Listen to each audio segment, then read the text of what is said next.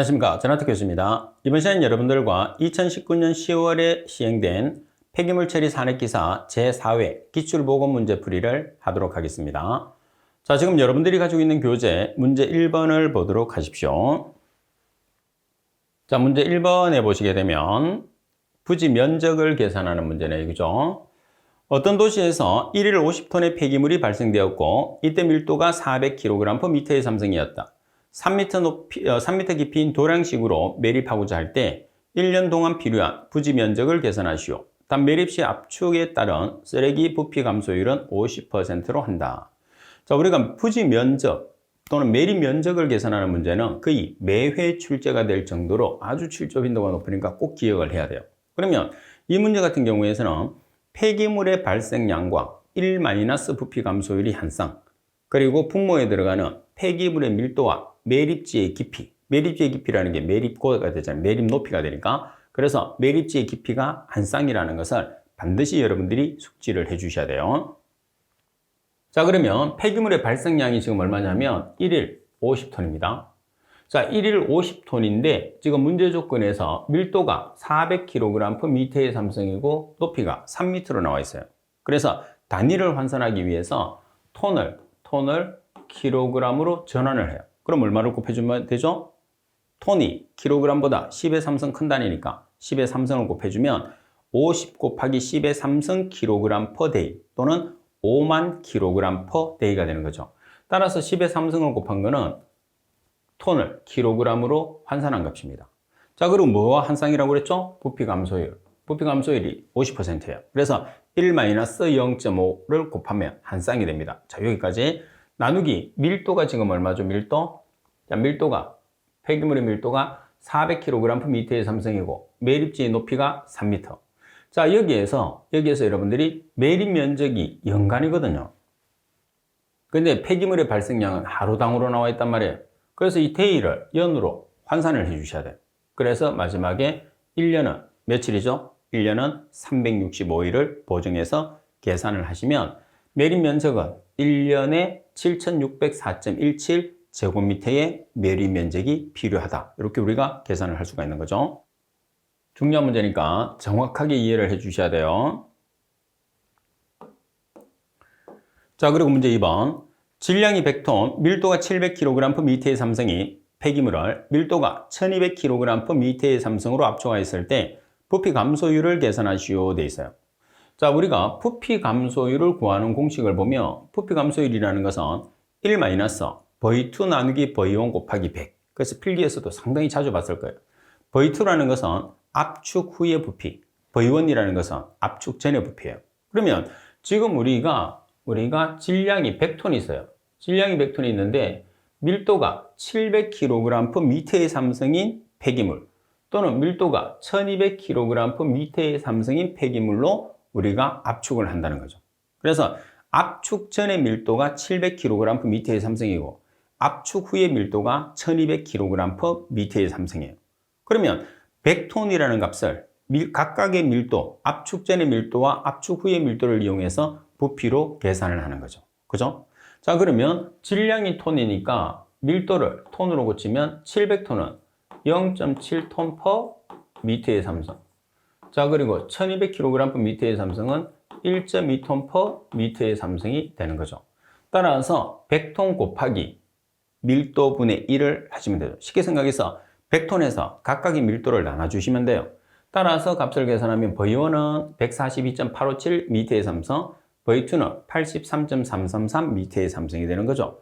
따라서 V2를 계산해서 대입하고 V1을 계산해서 대입해서 최종적으로 계산하게 되면 부피 감소율은 41.67%가 나왔어요.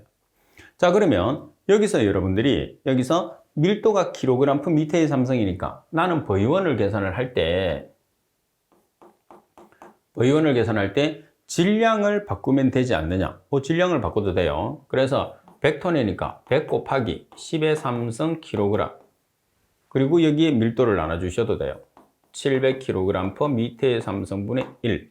자, 그리고 V2도 마찬가지 100 곱하기 10의 삼성 kg 곱하기 1200kg/m의 삼성분의 1. 이렇게 여러분들이 하셔도 돼요. 근데 이렇게 하는 것보다는 밀도를 톤으로 바꾸는 게 식이 더 간단하죠. 숫자가 더 간단하게 나타나잖아요. 그래서 지금 풀이처럼 하는 거지 V1이나 V2를 계산했을 때 여러분들이 편한 대로 단위를 환산해도 관계는 없습니다. 대신에 이제 필기에서는 여러분들이 이제 밀도를 이용해서 계산할 수도 있는데 실기에서는 부피 감소율은 반드시 부피로 전환을 해야 됩니다. 그래서 폐기물의 밀도 지금처럼 질량이 나와 있으면 밀도를 이용해서 부피로 전환을 한 다음에 반드시 여러분들이 문제를 풀어 주셔야 돼요. 자, 그리고 문제 3번을 보겠습니다. 문제 3번에 보시게 되면 400톤/의 규모의 시설에서 평균 크기가 30.5cm인 혼합된 도시 폐기물을 최종 크기 5.1cm로 파쇄하기 위한 동력을 계산하시오. 단 평균 크기가 15.2cm에서 5.1cm로 파쇄하기 위하여 필요한 에너지 소모율은 14.9kWh/톤이며 킥의 법칙을 적용하시오. 여기서 킥의 법칙을 적용하라는 것은 파쇄를 하는 킥의 법칙을 이용해서 문제를 풀으라는 뜻입니다. 그죠? 따라서 킥의 법칙에서 에너지를 계산을 하게 되면 킥의 법칙에서 에너지 구하는 식은 CLN, dP1 나누기 dP2예요. 여기서 C라는 것은 계수가 되는 거죠. LN이라는 것은 자연대수입니다. 자연대수. 공학용 계산기에 있습니다. 그리고 dP1이라는 것은 우리가 파쇄를 해야 되는 입자의 크기. 그리고 dP2라는 것은 이제 입자의 크기에서 처음 입자의 크기가 dP1이죠. 그리고 dP2라는 것은 파쇄한 입자의 크기가 되는 거죠. 그래서 예를 들어서 지금 문제 조건에서 30.5cm를 5.1cm로 파쇄한다 그러면 30.5cm가 처음의 입자의 크기잖아요. 이 값이 dP1. 자, 그리고 5.1cm로 파쇄를 한다고 되어 있잖아요. 그러면 5.1cm가 dP2가 되는 거죠. 자, 그러면 먼저 우리가 중요한 거는 뭐냐면 30.5cm를 5.1cm로 파쇄하기 위해서 동력이 얼마가 필요하냐고 물어봤어요.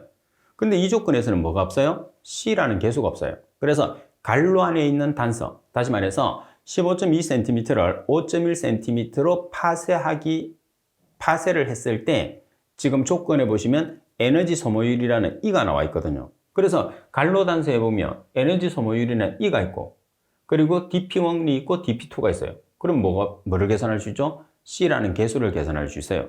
그래서 C라는 계수를 계산을 해서 우리가 계산하고자 하는 식에 다시 그 계수값을 대입해서 마지막으로 계산하게 됩니다. 그러면 단서를 이용해서 C라는 계수를 먼저 찾아내겠습니다. 자, E라는 에너지 소모율이 14.9kWh/톤이에요. 자, 는 C 곱하기 LN dP1, 첫 번째 입자의 크기가 dP1이 되니까 dP1이 15.2cm 그리고 5.1cm로 파쇄한다고 그랬으니까 dP2가 5.1cm예요. 자, 그러면 C에 대한 식으로 정리해서 여러분들이 계산을 하게 되면 C가 얼마가 나오느냐면 13.64kWh/톤이 나오는 거예요. 자, 그러면 여러분들 두 번째 식에 보시게 되면 실제로 이렇게 보시면 돼요.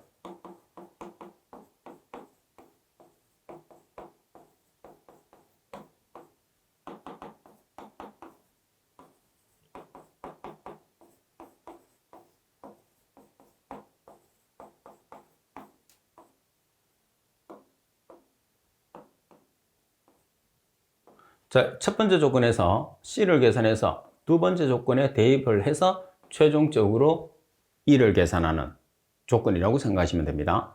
자, 그래서 C를 계산을 했어요. 그러면 자, 30.5cm를 5.1cm로 우리가 파쇄를 했을 때 에너지가 얼마만큼 소요되느냐를 계산하는 거죠. 따라서 C라는 값이 1번에서 계산된 13.64kWh/톤을 대입을 해요. 곱하기 LN 우리가 파쇄하고자 하는 dP1이 30.5cm 얼마로 파쇄를 하죠? dP2 5.1cm로 파쇄를 해요. 그러면 24.4kWh/톤이라는 값이 나왔어요. 그럼 정답에 보면 정답은 우리가 동력을 킬로와트로만 계산을 해요. 근데 지금 단위는 보시면 kWh/톤이 있어요. 그럼 여기서 뭐를 없애야 되죠? hour/ton이라는 것을 없애야 돼요. 근데 이 hour/ton이라는 것은 톤/hour잖아요. 그래서 보시면 장치의 규모가 나와 있어요. 그래서 시설의 규모가 40톤 per hour라고 나와 있단 말이에요. 그럼 여기에 40톤 per hour를 곱해요. 지금처럼. 40톤 per hour를 곱하면 톤 없어지고 hour 없어지고 뭐만 남죠? 동력이라는 킬로와트만 계산할 수 있는 거죠. 그래서 최종적으로 976kW라는 값을 계산할 수 있는 거죠.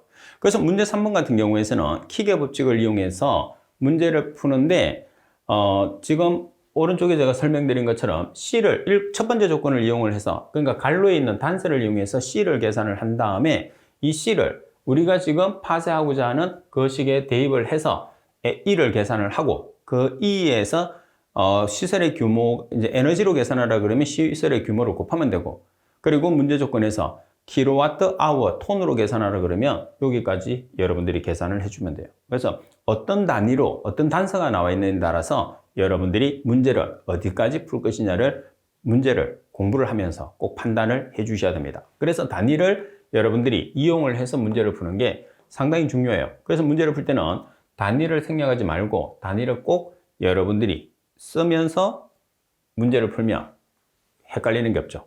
왜? 우리가 필요한 단위와, 다시 말해서 내가 풀이한 단위가 정답의 단위와 일치를 해요. 그럼 정답이 되는 거죠. 근데 정답의 단위와 내가 계산한 단위가 안 맞아. 그러면 그거는 정답이 될 수가 없어요. 그래서 문제를 계산하는 문제는 단위를 이용해서 문제를 푸는 게 상당히 중요합니다. 자, 그럼 문제 4번. 어떤 도시 쓰레기의 조성이 탄소가 48%, 수소가 12%, 기타 무기 성분이 40%.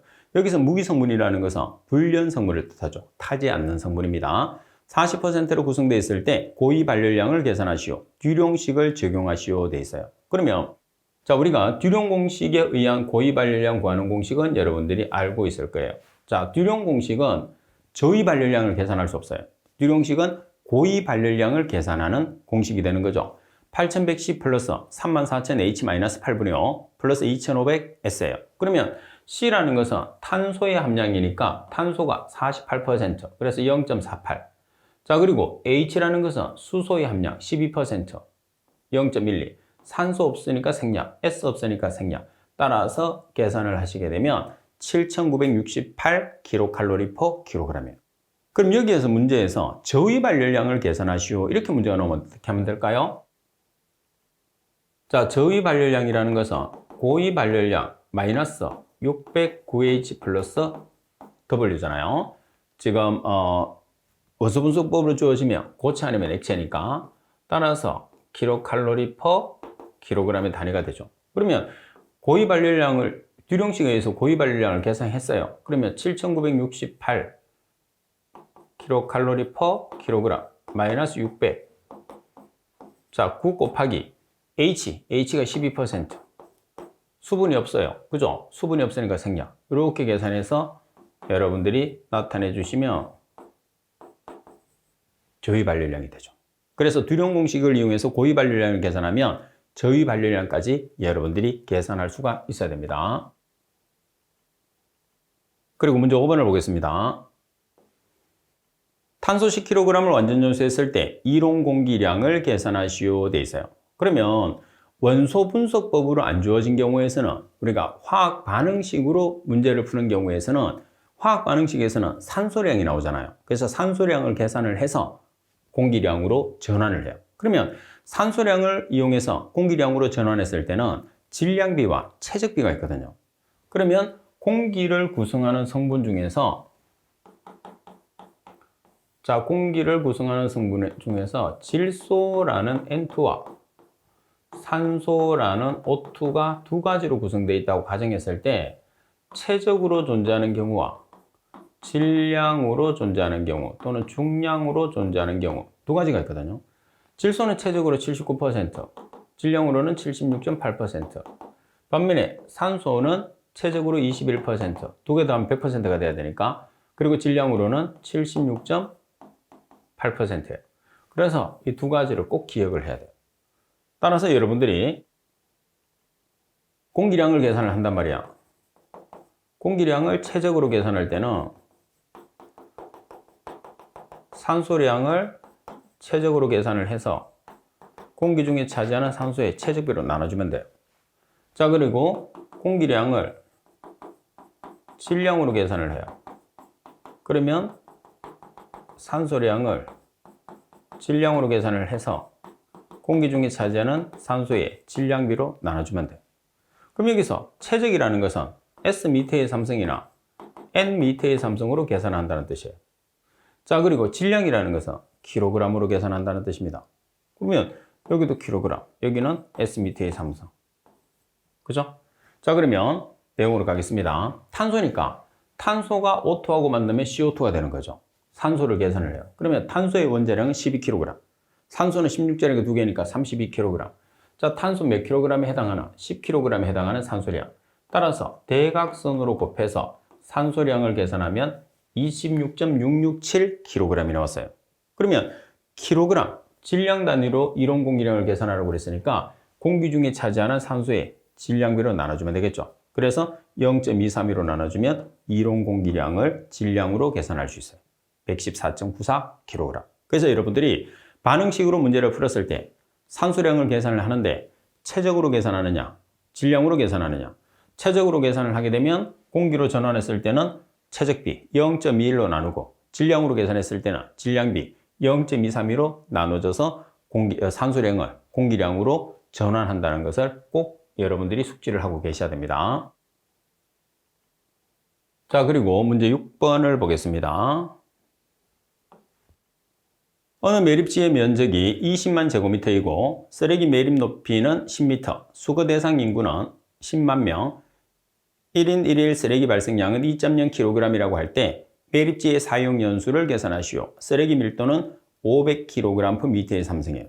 자, 여기서 사용 일수라고 그랬으니까 폐기물의 발생량에서 시간 단위가 나오잖아요. 그래서 매립 용적 나누기 폐기물의 발생량 또는 쓰레기의 발생량. 그래서 매립 용량이 위에 가고 폐기물의 발생량이 아래쪽에 오는 거죠. 반면에 우리가 차량 대수를 계산을 했을 때는 반대가 되는 거죠. 그죠? 그래서 문제를 푸는 조건에 따라서 위아래로 가는 걸 정확하게 이해를 해야 돼요. 자, 그러면 연수를 계산합니다. 매립 용적에서 쓰레기 발생량을 나눠줘요. 그러면 쓰레기 발생량이 있는 킬로그램을 미터의 삼성으로 환산하기 위해서 밀도를 사용하죠. 이렇게 전환하면 미터의 삼성이 되니까 따라서 미터의 삼성, 미터의 삼성 없어지면 뭐가 남죠? 시간, 기간, 연수가 나오는 거예요. 그죠? 자, 그럼 매립 용적이 지금 매립 용적이 얼마가 되죠? 매립 면적이 있어요. 그럼 면적을 이용해서 용적을 계산할 수 있죠. 면적의 높이를 곱하면 뭐가 되는 거예요? 용적이 되는 거죠. 미터의 삼성. 그래서 2만 미터의 제곱 곱하기 10m. 그럼 미터의 삼성이 됐어요. 지금까지 우리가 문제를 풀었을 때는 매립 용적이 바로 주어졌잖아요. 그래서 매립 용적이 없으면 면적 곱하기 깊이 이렇게 하시면 됩니다. 자, 그리고 폐기물의 발생량은 하루에 한 사람이 배출되는 양이 2.0kg/인일. 자, 그리고 인구수가 몇 명이냐면 10만 명. 자, 그리고 연간으로 나타내야 되니까 여기서 1을 연으로 고쳐요. 그럼 1년은 365일. 따라서 1이 반대로 올라가면 우리가 계산하는 연이 되겠죠. 자, 그 다음에 지금 분자에서 나타내는 단위가 미터의 삼성이란 말이야. 분모는 뭐예요? 킬로그램이에요. 따라서 킬로그램을 미터의 삼성으로 환산하기 위해서 뭐를 이용하죠? 밀도. 따라서 쓰레기의 밀도가 500kg/m의 삼성이 있어요. 그래서 500kg/m의 삼성을 나눠줘야 되겠죠? 그러면 킬로그램 없어지고 미터의 삼성이 나오죠. 그럼 여기 있는 미터의 삼성과 미터의 삼성이 없어지고 최종적으로 남는 단위는 연이 되는 거죠. 그래서 계산하면 13.70연이라는 값이 나와요. 그래서 이 문제에서도 단위를 여러분들이 기재를 하면서 문제를 풀면 실수를 하지 않는데 단위를 생략하고 문제를 풀게 되면 아무래도 암기해서 문제를 푸는 것밖에 안 되거든요. 그래서 실수를 할 수 있으니까 계산 문제는 되도록이면 단위를 그대로 여러분들이 사용을 하면서 문제를 풀어야지 실수를 줄일 수 있다는 거죠. 그래서 6번 같은 경우에서는 다른 문제와 다른 게 매립 용적이 바로 주어지지 않고 매립 면적과 깊이를 이용해서 매립 용적을 계산하게끔 출제한 문제입니다. 자, 그리고 문제 7번을 보겠습니다. 현기성소화. 현기성소화라는 것은 산소를 이용하지 않고 설러지를 분해하는 과정을 이야기합니다. 현기성소화에서 유기물 성분, 유기물은 분해되는 물질이죠. 60%, 무기물은 40%. 소화 후에 유기물 성분이 40%, 무기물 성분이 60%가 되었을 때 소화율이 얼마인지 계산하시오 돼 있어요. 자, 슬러지를 분해하는 반응조를 소화조라고 합니다.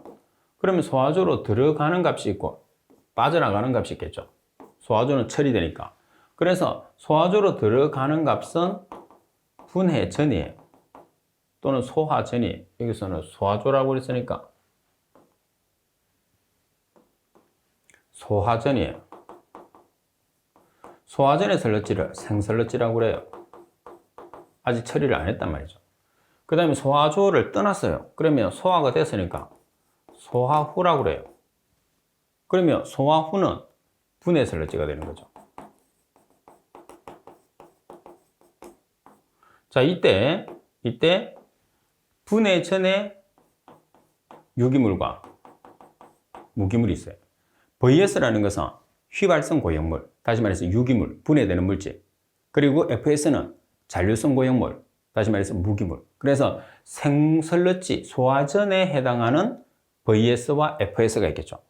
자, 그리고 소화 후에 마찬가지 VS와 FS가 있어요. 그래서 소화 후는 2, 소화전은 1으로 우리가 표기를 해요. 그러면 자, 여기서 우리가 처리 전에 유기물질이 60%예요. 그럼 무기물질은 주어지지 않는다 그래도 이 두 가지 합치면 몇 %가 돼야 돼요? 100%가 돼야 돼요. 그럼 자동으로 40%가 되는 거예요. 자, 그리고 소화 후에 유기물이 40%예요.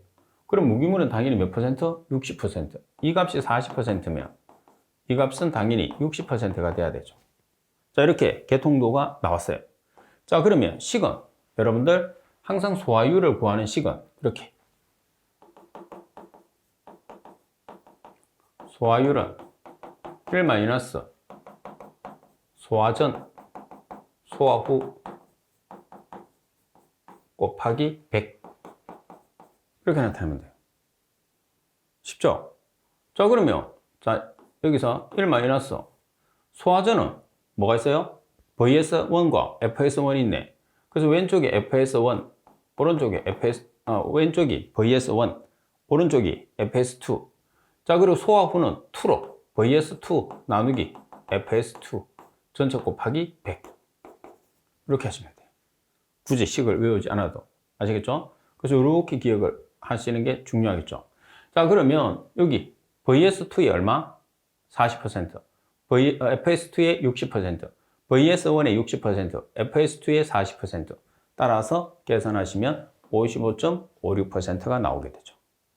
그래서 식이라는 것은 우리가 한꺼번에 외우는 게 아니라 개통도를 이해하면서 여러분들이 머릿속에 기억하면 보다 쉽게 암기할 수 있습니다. 자, 그리고 8번 도시 폐기물을 처리했을 때 파쇄의 목적을 쓰고 효과를 5가지 쓰시오 되어 있어요. 자, 파쇄를 합니다. 그럼 파쇄의 목적과 효과가 있어요. 파쇄를 왜 하죠? 파쇄를 하는 목적은 폐기물을 미세하고 균일하게 만들기 위해서 파쇄를 합니다. 파쇄를 한다는 것은 입자가 작아지는 거잖아요. 그 다음 입자의 크기가 균일해지는 거죠. 자, 그러면 파쇄 처리 효과는 무조건 비표면적, 비중, 밀도 무조건 증가합니다. 파쇄를 하면. 고형화를 하면 반대로 감소하죠. 따라서 겉보기 비중의 증가, 비표면적 증가. 자, 그리고 입자가 작으면 연소를 시켰을 때 잘 탈까요? 잘 타지 않을까요?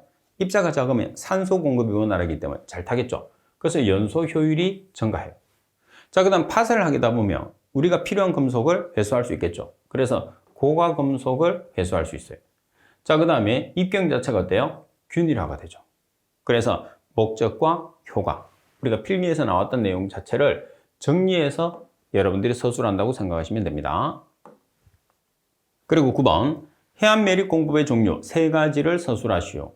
해안매립공법이 나왔으면 여러분들 내륙매립공법도 같이 기억을 해야 되겠죠. 그러면 내륙매립공법 같은 경우에서는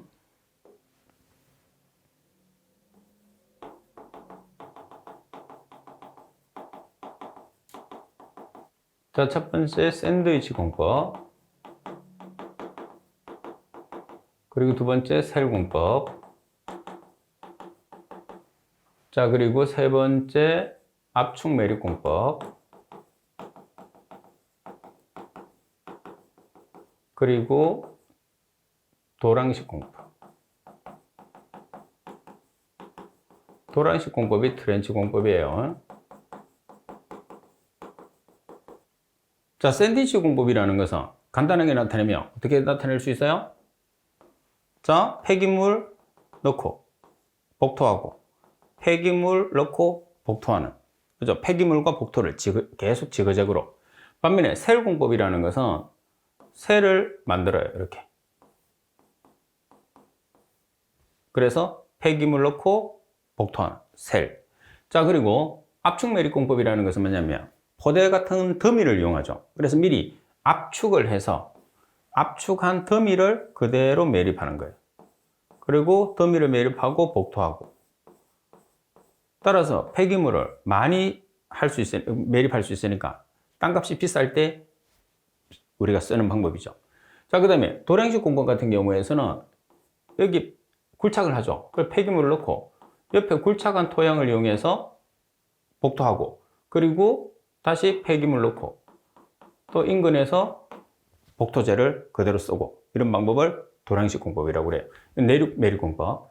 반면에 해안 매립 공법 같은 경우에서는 박청 뿌림 공법, 순차 투입 공법, 그리고 수중 투기 공법 및 내수 배제 공법이 있어요.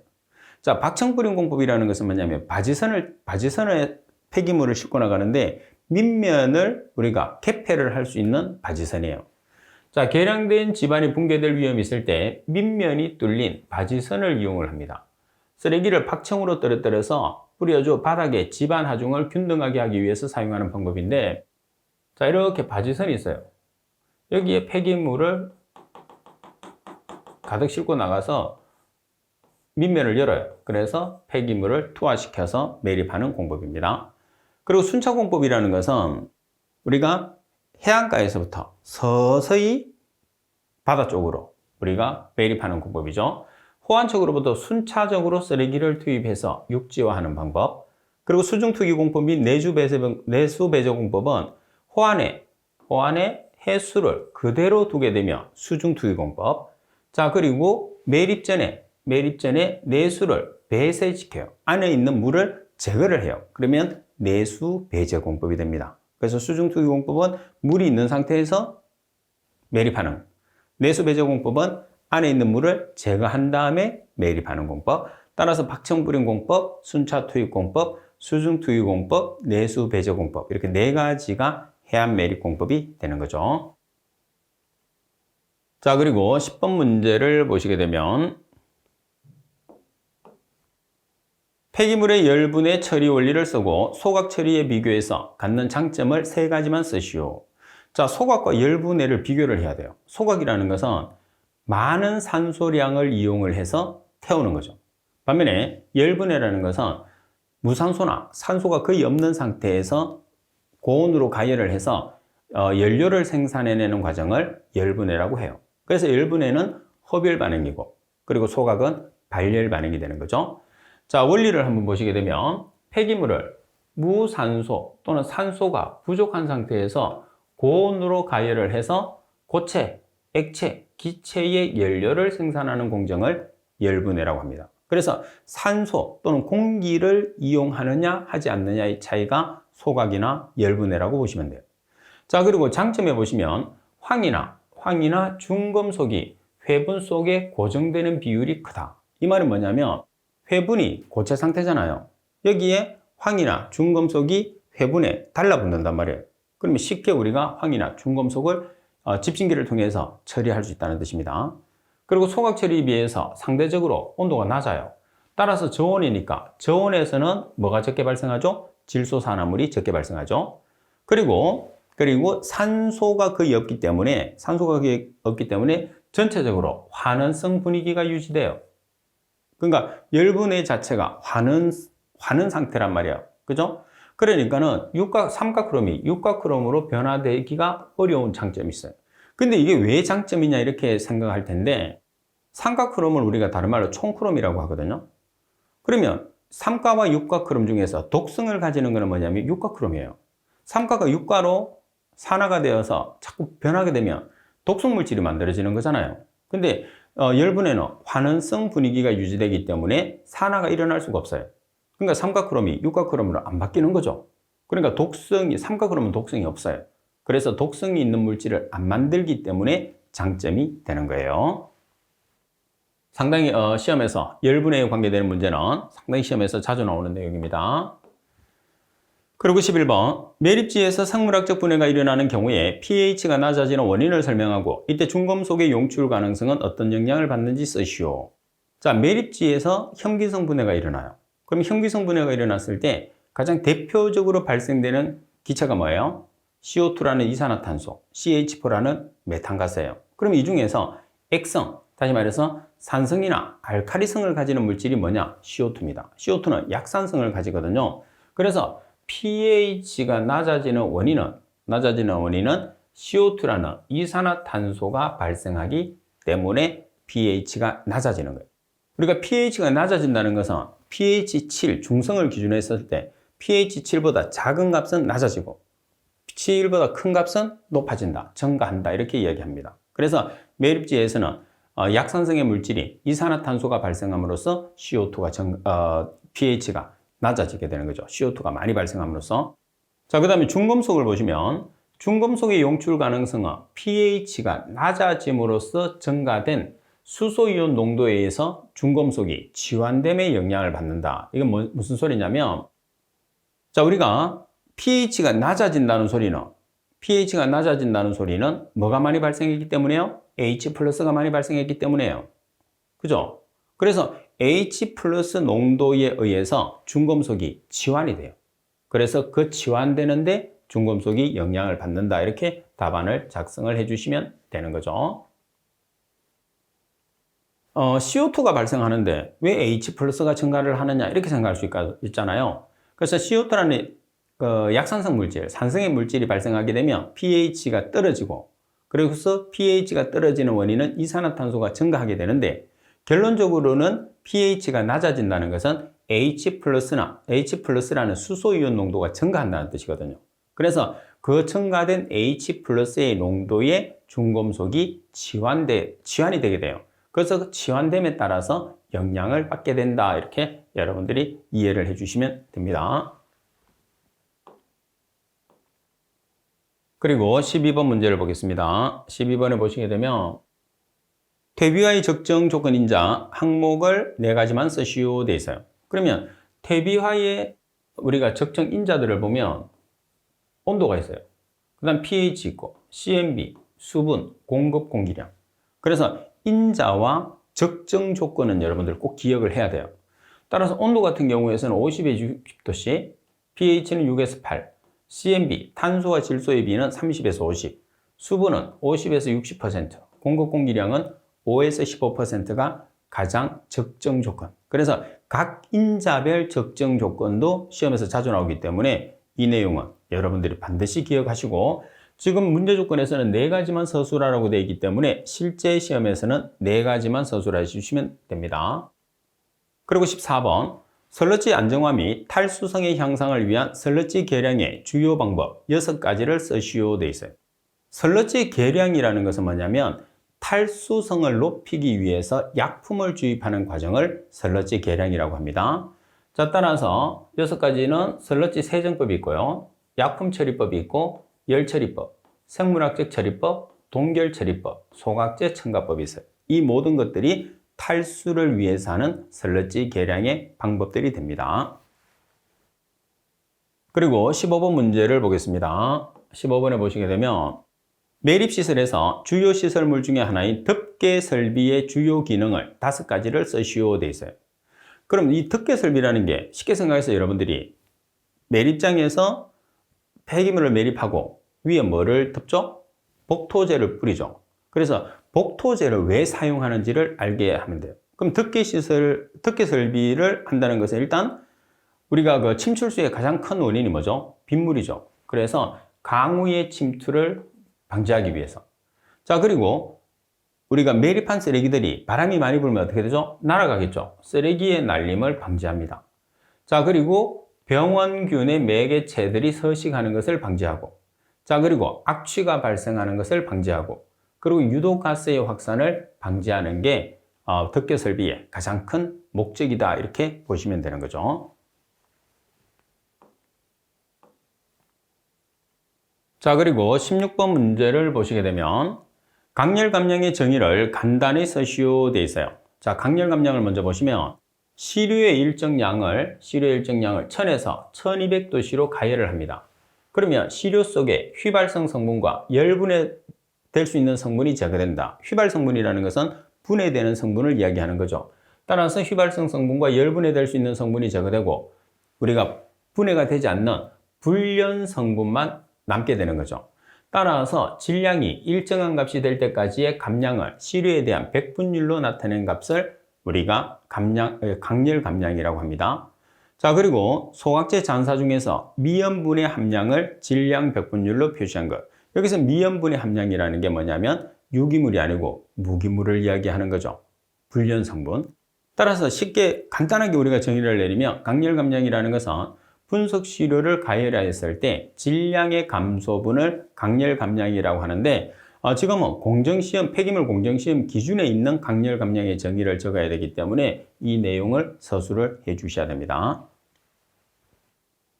자, 그리고 17번 문제를 보겠습니다. 17번에 보시게 되면 고화 처리 방법 중에서 자가 시멘트법의 장단점을 각각 두 가지씩 쓰시오. 고화 처리라는 것은 고형화를 시키는 거죠. 고체화를 시키는 거예요. 그럼 일단은 폐기물을 처리하는 방법 중에 고화 처리를 하게 되면 부피가 돼요. 부피가 증가하죠. 부피가 증가하니까 운반비가 증가하는 단점이 있어요. 대신에 장점도 여러 가지가 있겠죠. 다루기가 쉬워지고 그리고 용해성이 감소되고 독성의 용출이 거의 없고 좋은 점도 상당히 많아요. 자, 그럼 여기서 자가시멘트법이라고 합니다. 자가시멘트법의 특징에 보시면 장점을 보시면 먼저 중금속 저지에 효과적이다. 그리고 탈수 등의 전처리가 필요 없다. 왜 그러냐면 시멘트나 석회를 사용하는 경우에서는 어차피 반죽을 하기 위해서는 물이 필요하잖아요. 그러니까 폐기물에 있는 수분은 크게 영향을 받지 않기 때문에 전처리를 해서 수분을 제거할 필요는 없습니다. 자, 그리고 단점은 보조 에너지가 필요하다는 거, 그리고 장치비가 많이 들고 숙련된 기술이 요구된다는 게 자가시멘트법의 단점. 따라서 자가시멘트법의 장단점을 여러분들이 암기를 해서 서술을 해야 됩니다.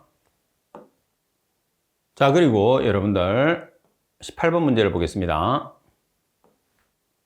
매립 시 고려 조건을 4가지를 쓰시오 돼 있어요. 그럼 매립 시의 고려 조건 4가지라는 것은 우리가 매립장 자체를 생각을 해주시면 돼요. 그죠? 자, 쓰레기의 매립 용량을 확보할 수 있을 것, 그리고 주민의 반대가 적을 것, 공중 및 환경상의 피해가 적을 것, 건설 운영비가 저렴하고 경제적일 것. 그래서 이 내용은 우리가 매립장에서 이제 매립장을 우리가 건설을 했을 때 매립장에 관계되는 고려 조건, 매립시 고려 조건이나 매립지의 구비 조건 같은 뜻입니다. 그래서 매립시 고려 조건, 매립장의 구비 조건으로 알맞는 것을 4가지 쓰시오. 그러면 일단은 우리가 매립하고자 하는 용량이 충분히 확보돼야 되겠죠. 예를 10년 동안 우리가 매립을 하고자 하는데 인근에 들어오는 폐기물의 양이 얼마만큼 됐을 때 그 용량을 우리가 충분히 수용할 수 있느냐. 자, 그리고 가장 중요한 것은 민원입니다. 그래서 지역 주민들의 반대가 심하지 않아야 되죠. 지역 주민들의 반대가 심하게 되면 거의 매립이 이루어질 수가 없어요. 차량이 진출입이 거의 힘들기 때문에. 그래서 요즘은 매립장 자체가 인근 그 지역으로 들어가는 게 아니고 지하 터널을 이용해서 매립장으로 들어가서 매립장 바깥으로 나올 때까지는 그 인근을 폐기물 차들이 전혀 보이지 않는 거죠. 그래서 그 방법이 실제로 보면 민원을 없앨 수 있는 가장 좋은 방법이 되죠. 자, 그리고 자연 환경을 또 훼손해서는 안 됩니다. 그리고 또 건설비, 자연적인 조건을 충분히 이용을 해서 매립해야 되기 때문에 건설비나 운영비 그리고 모든 조건 자체들이 비용이 적게 드는 게 매립지로서는 가장 좋겠죠. 그죠? 자, 지금 여러분들이 보고 계시는 이 문제는 여러분들 선배들이 시험을 친 다음에 문제를 복원해서 제게 보내준 문제를 제가 재편성을 한 문제입니다. 따라서 여러분들도 시험을 치고 나면 문제를 복원할 수 있잖아요. 그래서 시험을 치는 여러분들이 문제를 제일 정확하게 복원할 수 있습니다. 따라서 복원을 해서 제게 보내주시면 제가 후배들을 가르치고 교재를 만드는데 아주 많은 도움이 됩니다. 여러분들의 적극적인 참여 꼭 부탁을 드리겠습니다. 자, 복원된 문제는 어디로 보내시느냐 하면 제가 사용하는 메일로 보내주시면 돼요. 제가 사용하는 메일은 kwe7002@mail.net입니다. 여러분들의 적극적인 참여 꼭 부탁을 드릴게요.